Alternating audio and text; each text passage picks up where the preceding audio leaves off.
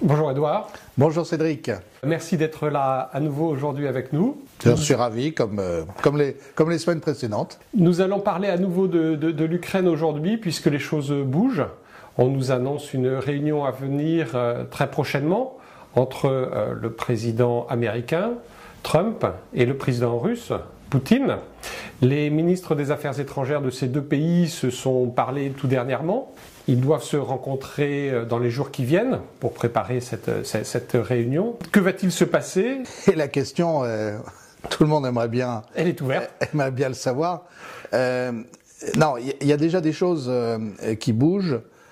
C'est-à-dire qu'il y a une prise de conscience dans les états-majors de l'OTAN, en particulier, même avec une aide supplémentaire des États-Unis, de l'OTAN, l'Ukraine ne peut pas gagner cette guerre. Ils auraient pu s'en apercevoir avant. Toujours est-il que cette prise de conscience, elle est réelle dans les milieux militaires, au sein de l'OTAN. Par gagner, on entend rétablir ses frontières. Voilà. Et quand on dit qu'elle ne peut pas gagner cette guerre, ça veut dire qu'en fait, elle l'a perdue. C'est-à-dire que les territoires conquis par la Russie ne seront pas restitués et que sinon la guerre durera et l'Ukraine perdra encore plus de terrain. Donc, ces territoires, aujourd'hui, c'est à peu près 15% du territoire ukrainien, si l'on n'intègre pas la Crimée. Avec la Crimée, ce sont donc 1/5 du territoire ukrainien qui serait définitivement russe. Oui, alors ça appelle plusieurs remarques. La première, c'est que contrairement à ce que ont raconté beaucoup d'experts approximatifs, la Russie, et je dis bien la Russie parce que c'est plus large que Poutine, la Russie n'est pas intéressée pour conquérir l'ensemble de l'Ukraine. Pourquoi? Parce qu'il y a une mémoire russe, des gouvernements russes qui se succèdent, et là je parle des gouvernements soviétiques puis du gouvernement russe actuel, et on sait très bien qu'entre 1945 et 1949, la prise de contrôle par Staline de l'Ukraine occidentale, ce qu'on appelle la Galicie, c'est une région un peu plus large, a été extrêmement sanglante. Pourquoi? Parce que c'est la région de l'Ukraine qui, historiquement, n'était pas russe. Et donc, les Russes ne veulent pas de l'ouest de l'Ukraine. Alors ensuite, la question, c'est de savoir où ils s'arrêteront. Mais je crois qu'on n'a pas compris que les Russes, dès le départ, ont indiqué, par exemple quand ils ont fait mine de prendre Kiev puis qu'ils se sont retirés, qu'ils n'étaient pas intéressés par une conquête territoriale très large. Ce qu'ils poursuivent comme objectif, c'est la démilitarisation et la neutralisation de l'Ukraine et ce qu'ils appellent, alors ça fait hurler certains, la dénazification, c'est-à-dire qu'il n'y ait plus ces commandos, ces bataillons proprement fascistes, ukrainiens, qui ont contribué à attaquer le Donbass et qui donc sont porteurs d'une idéologie extrêmement anti-russe. Donc ça, c'est les objectifs. Alors, où est-ce que ça s'arrêtera? C'est difficile de le dire. Maintenant, je crois qu'il n'est plus possible pour Poutine de renoncer aux 4 territoires sur lesquels il y a eu référendum. Je ne me prononce pas sur la validité en droit international de ces référendums. Je constate simplement qu'en septembre 2022, il y a eu ce vote sur 4 régions, les 2 du Donbass et plus au sud, les régions de Zaporožié et de Kherson. Là, les Russes n'ont pas tout à fait fini la conquête militaire au sud, donc ils vont la poursuivre.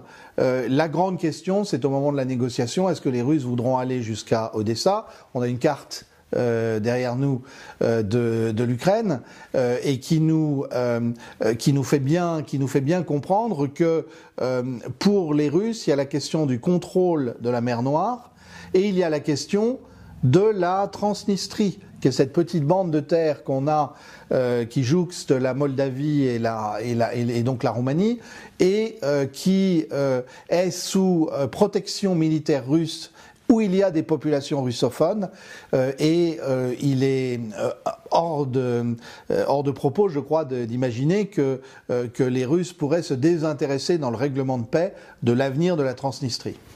Alors si on se concentre sur la réunion à venir, qu'est-on en droit d'attendre un cessez-le-feu très prochain?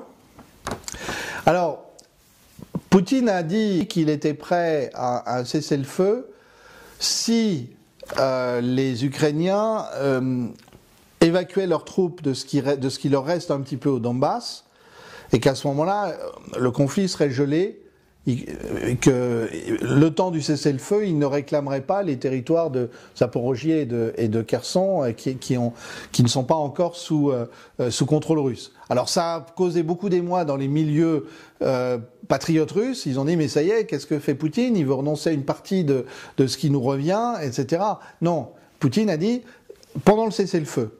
Ce qui veut dire que le cessez-le-feu, ça sert à négocier. Oui, souvent, ce qu'on ne voit pas en Occident, c'est que Poutine apparaît comme relativement modéré sur l'échiquier politique russe. Bien sûr, ça c'est un des grands aveuglements occidentaux, c'est que tout le monde traite Poutine de tous les noms, on le compare à Hitler, enfin s'il y avait pire que Hitler, on le comparerait à pire que Hitler, sauf que effectivement, on aurait pu avoir des gens beaucoup plus durs à sa place, et Poutine est le dernier qui cherche un compromis avec les États-Unis, avec l'Europe. Après ça, la génération d'après, c'est une analyse qu'avait partagée avec moi l'ancien chancelier allemand Schröder il y a 4 ans maintenant, quand je l'avais rencontré. Il m'avait dit les dirigeants européens ne se rendent pas du tout compte que la nouvelle génération de dirigeants russes ne pardonne pas les sanctions ne pardonne pas le coup de Maïdan, ne pardonne pas les sanctions liées à l'annexion de la Crimée, et donc se tourneront entièrement vers l'Asie. Donc effectivement, Poutine est un négociateur, c'est un juriste aussi, donc il pense qu'il y a des procédures à respecter en termes de droit international et de négociation. Mais ne nous faisons pas d'illusions, s'il y avait un cessez-le-feu, ça serait pour arrêter les combats et négocier, et dans la négociation, il y aurait bien évidemment la consolidation territoriale, éventuellement jusqu'à Odessa. Donc sur la table, on a différents facteurs qui vont jouer. Est-ce qu'on peut envisager la levée des sanctions contre la Russie? Je crois que lorsque Poutine et Trump se sont parlé au téléphone, ils ont été jusqu'à évoquer un après, avec un rétablissement de transactions commerciales entre la Russie et les États-Unis. Là, on entre bien sûr dans le domaine de la spéculation et des hypothèses. D'abord parce que même s'il y a des rapports qui sont faits sur les entretiens, on ne connaît pas le détail de ces entretiens. Il est certain que Trump comme Poutine veulent rétablir les relations de manière durable et stable. On sait que Trump est très intéressé par le commerce, le rétablissement du commerce et l'expansion. Et les Russes sont éventuellement intéressés par la création de liens directs avec les États-Unis par le détroit de Bering pour consolider effectivement l'équilibre en Extrême-Orient. Il ne faut pas oublier que pour la Russie, l'Extrême-Orient russe, c'est un territoire très peu peuplé par rapport à la Chine au sud. Et donc les Russes ont besoin de créer un équilibre là-bas. C'est la raison pour laquelle ils appuient autant la Corée du Nord qui n'est pas toujours l'ami de la Chine, parce qu'ils savent très bien qu'ils auront besoin à un moment des Coréens. C'est la raison pour laquelle les Russes tâchent de ne pas envenimer les relations avec les Japonais, bien que les Japonais soient très soumis aux États-Unis depuis le début de la guerre d'Ukraine, et parce qu'ils pensent à l'avenir. Et de ce point de vue-là, la réconciliation avec éventuellement même la construction soit d'un pont, soit d'un tunnel à travers le détroit de Bering, c'est vital. Alors, avec un signal qui est quand même très inquiétant pour nous Européens, c'est-à-dire que les Russes et les Américains nous rappellent simplement la géographie et qu'ils n'ont pas besoin de l'Europe pour s'entendre. C'était le sens du sommet d'Anchorage où se sont rencontrés les deux présidents déjà. Donc il y a des négociations. Il y a des négociations commerciales. À partir du moment où Trump voit que la Chine, c'est un sujet qu'il va falloir qu'on traite, que la Chine le met de plus en plus sous pression, par exemple sur les terres rares ou sur les questions commerciales, il a intérêt à avoir de bonnes relations avec la Russie. Son problème jusqu'à maintenant, c'est qu'il avait affaire à une Union européenne totalement hystérique et belliciste, et appuyée par ce qui restait des réseaux globalistes qui avaient appuyé la politique anti-russe d'Obama, d'Hillary Clinton et de Joe Biden. Donc Trump, on le voit, se sort tout doucement de ces blocages qu'il avait, et il commence un peu à dire les choses en public comme il les dit en privé, puisque ça c'est un autre acquis de ces derniers jours, c'est que on sait ce qu'il a dit à Zelensky lors de leur rencontre à la Maison Blanche vendredi dernier, vendredi 17, et d'après des confidences que Zelensky a faites, parce qu'il a été furieux, Trump lui a dit qu'il fallait traiter avec Poutine, accepter les pertes de territoire, et que si Zelensky ne le faisait pas vite, les Russes allaient continuer à conquérir des territoires. Zelensky sera-t-il seulement présent lors de cette réunion à Budapest? Je pense pas, je vois pas de raison pour qu'il le soit. C'était un peu la fiction de Trump de dire je vais amener Zelensky et Poutine à se parler. Mais encore une fois, je rappelle, Poutine est extrêmement légaliste. Et pour lui, Zelensky n'est plus président de l'Ukraine, puisque le mandat de Zelensky s'est arrêté en mars-avril 2024. Et donc il n'a plus d'interlocuteur. Un des problèmes de Poutine, de son point de vue à lui, c'est avec qui signer en Ukraine. Si le président n'est plus légitime puisqu'il a fini son mandat, il s'est maintenu au pouvoir, et les Russes ne veulent pas signer avec une entité ukrainienne qui ensuite serait remise en cause par l'équipe gouvernementale suivante, sous prétexte qu'il n'était pas légitime. Donc moi ça m'étonnerait que Zelensky apparaisse à Budapest, même en sortant de la poche de Trump. De toute façon, ne faut pas se faire d'illusions, le sommet, comme celui d'Anchorage, le sommet entre les Américains et les Russes sera préparé au millimètre près en amont, et l'essentiel des décisions seront prises avant la rencontre. Donc de ce point de vue-là, on ne peut pas imaginer qu'au dernier moment Zelensky arrive si jamais Poutine a dit d'emblée je n'en veux pas. Donc Zelensky ne sera probablement pas là. Qui va représenter l'Europe? L'OTAN? Personne? Non, je pense qu'il n'y aura personne. Je pense que ça sera un sommet bilatéral. Il y aura le gouvernement américain, le gouvernement russe. Et il y aura Orban, probablement. Il y aura Viktor Orban pour accueillir les deux présidents. Je pense qu'à un moment de la discussion, il sera associé à cette discussion, mais en même temps, Orban aura l'intelligence de ne pas chercher à s'imposer partout, puisqu'il est bien évident qu'il y a des discussions confidentielles entre les deux présidents, y compris concernant l'Iran, une nouvelle guerre avec l'Iran, le conflit du Proche-Orient. Les Russes et les Américains ont en fait beaucoup de choses à traiter ensemble. Les questions de désarmement aussi. Parce que là on est reparti dans une course aux armements. Alors les Russes en ont profité, mais c'est dangereux pour la paix du monde à terme. Donc tout ça dresse un tableau. Si le sommet a lieu, parce qu'il y aura quand même des préalables à résoudre, s'il a lieu à Budapest, dans la mesure où, je rappelle quand même que Vladimir Poutine est sous le coup d'un mandat international d'arrêt de la Cour pénale internationale, et il faudra qu'il ait des garanties que le gouvernement hongrois ne le fait pas arrêter, et que le gouvernement américain ne l'attire pas dans un piège. Je reprends une citation de Zelensky qui date d'hier, donc c'était pas longtemps après être sorti du bureau ovale, où il n'avait pas été très content de ce qu'il avait pu entendre de la bouche de Donald Trump. Je me suis entretenu avec le président français Emmanuel Macron. Le moment est venu de faire évoluer la situation vers la fin de la guerre et surtout de tirer pleinement parti de toutes les possibilités afin d'exercer une pression efficace sur la Russie. Mettre sous pression l'agresseur est la clé pour parvenir à une résolution. Moi, ça me semble assez étonnant.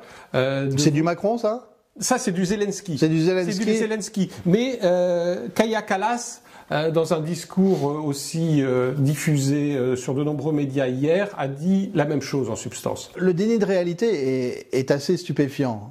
Alors, bon, que Zelensky joue sa peau, ça je comprends. Lui, de toute façon, il ne peut pas dire autre chose. Il ne peut pas dire autre chose dans la mesure où il est menacé par les plus durs du régime, et que, par ailleurs, il faudrait quand même que les gens se rendent compte qu'aujourd'hui, Zelensky craint pour sa vie. Mais il ne craint pas pour sa vie parce qu'il y a un missile russe qui le démolirait. Il craint pour sa vie parce qu'au sein de l'appareil de pouvoir ukrainien, il y a des gens qui pourraient songer à l'éliminer. Donc, que Zelensky fasse ce type de déclaration ne m'étonne pas. Madame Kallas, ça me laisse toujours songeur. D'abord, estonienne. Alors, l'Estonie a une histoire compliquée. Comme tous les pays baltes, si l'Estonie aujourd'hui se plaint de traitement que l'a réservé l'Union soviétique, il faut quand même faire une histoire complète. D'abord, pendant la révolution russe, il y avait de nombreux ressortissants des pays baltes, plus de Lettons que d'Estoniens, mais il y avait aussi des Estoniens dans la Tchéka, la police politique soviétique. Donc, les Estoniens ne peuvent pas faire comme s'il y avait d'un côté les méchants Russes et de l'autre les gentils Estoniens ou les gentils Lituaniens ou les gentils Lettons. Deuxièmement, ce qui s'est passé pendant la Deuxième Guerre mondiale n'est pas à la gloire de ces pays qui ont collaboré, qui ont participé à l'extermination des Juifs, à la Shoah. Donc on attendrait un petit peu de prudence. Je ne mets pas en cause le fait qu'ils ont été brutalement annexés par l'Union soviétique. Mais voilà, l'histoire est compliquée. Et vous prenez Madame Kallas, son père était un haut fonctionnaire soviétique. Son père a aussi siégé au Soviet suprême de l'Union soviétique. Donc, il ne faudrait peut-être pas complètement réécrire l'histoire. Et Madame Kallas, aujourd'hui, est une apparatchik de l'OTAN ou de l'Union européenne. C'est à peu près la même chose comme son père était un apparatchik de l'Union soviétique. Et en général, quand les apparatchiks se mêlent de stratégie, soit c'est dangereux, soit c'est ridicule. Là, en l'occurrence, c'est plutôt ridicule. Alors, je voudrais juste répondre à un commentaire qui a été fait, une question qui m'a été posée lors de la vidéo précédente. Sur l'Ukraine, toujours. Sur l'Ukraine et sur l'Ukraine placée dans le contexte de l'ensemble des conflits, en fait, qui actuellement menacent ou ont lieu. Parce que bon, la question était implicitement, est-ce qu'il y a un rapport entre ce qui se passe en Ukraine et ce qui se passe au Proche-Orient? Est-ce qu'il y a un rapport entre ce qui se passe au Proche-Orient et ce qui se passe dans le Caucase? Et est-ce que on peut considérer aussi que les menaces sur la Chine font partie de la même guerre? Alors, c'est un sujet qu'on ne peut pas traiter comme ça en quelques phrases, mais je pense que c'est un sujet que nous aurons à traiter. En fait, dans la vieille géopolitique anglo-américaine, celle de Mackinder en particulier, eh bien, il y a bien cette idée qu'il y a un cordon sanitaire qui doit enserrer la Russie et qui doit permettre de contrôler l'espace eurasiatique. Oui, c'est des politiques de bloc. C'est politique de bloc, mais avec en plus l'idée de la guerre des puissances maritimes contre les puissances continentales et la volonté américaine qui explique la guerre froide, qui explique ce qui se passe actuellement, d'empêcher une Russie puissante, puisque la Russie puissante doit être le cœur d'un espace continental, et on voit bien que la logique de l'alliance russo-chinoise, c'est tout ce que les Américains auraient voulu éviter. Donc il y a bien, et ça on en parlera, il y a bien une tendance des globalistes américains, essentiellement du Parti démocrate, mais on peut dire aussi que les néoconservateurs sous George Bush avaient la même politique, qui était d'avoir des conflits tout le long de cette ligne, de ce cordon sanitaire qui doit contrôler l'Eurasie. Et de ce point de vue-là, on peut faire un lien avec les guerres du Proche-Orient, avec les tentatives de coup d'État au Kazakhstan juste avant le début de la guerre d'Ukraine, avec la révolution de couleur qui s'est passée au Bangladesh, avec la tentative récemment de faire un Maïdan en Géorgie, etc. C'est des choses dont nous devrons reparler, mais je voulais simplement signaler à cet auditeur attentif de notre conversation de la dernière fois que j'ai bien repéré la question et qu'elle est plus que pertinente. Oui, vous aviez déjà, dans un premier temps, insisté sur l'importance de l'Ukraine. Qui détient l'Ukraine détient l'Eurasie. C'est la vieille théorie politique, effectivement, de Mackinder, qui a été reprise par la géopolitique allemande aussi dans l'entre-deux-guerres. Et effectivement, l'Ukraine est non seulement un territoire riche de point de vue agricole, en ressources naturelles, dans son sous-sol, mais c'est aussi, Brzezinski le disait dans le Grand Échiquier en 97, c'est aussi le pays qui doit empêcher la Russie de redevenir un empire. En fait, la géopolitique américaine est extrêmement cohérente à travers les années, exactement comme la géopolitique russe. Le problème, c'est qu'elle ne converge que rarement. On verra bien si Trump aura pris un cours de géopolitique avant d'aller voir Poutine. Oui, d'où les interrogations qui subsistent parfois sur la continuité qu'il existe entre Trump et ses prédécesseurs, puisqu'il y a des lignes forces dans la politique américaine extérieure. Voilà, on aura l'occasion d'en reparler. Il y a une rupture dans le sens où Trump préfère le commerce à la guerre, ça indéniablement. Il y a des continuités. D'abord parce qu'il ne peut pas se débarrasser complètement des mauvaises habitudes impérialistes américaines, voire le Venezuela. On aura à en reparler, je pense, aussi dans une vidéo dédiée. Et parce que aussi, il y a un establishment américain ou anglo-américain d'une certaine manière, parce que le rôle des services de renseignement britanniques dans cette affaire est extrêmement important, mais c'est aussi les relations bancaires très étroites entre la City entre Londres et la côte Est, entre Londres et New York, mais aussi entre la City et la bourse et Wall Street. Il y a ces relations financières très étroites et il y a effectivement cette vieille idée d'un condominium anglo-américain du monde, anglo-saxon, et dont l'un des objectifs principaux a toujours été de détruire la Russie. Voilà, c'est des choses sur lesquelles on aura l'occasion de revenir, mais en tout cas merci à la personne qui a posé cette question. Merci Edouard. Merci Cédric.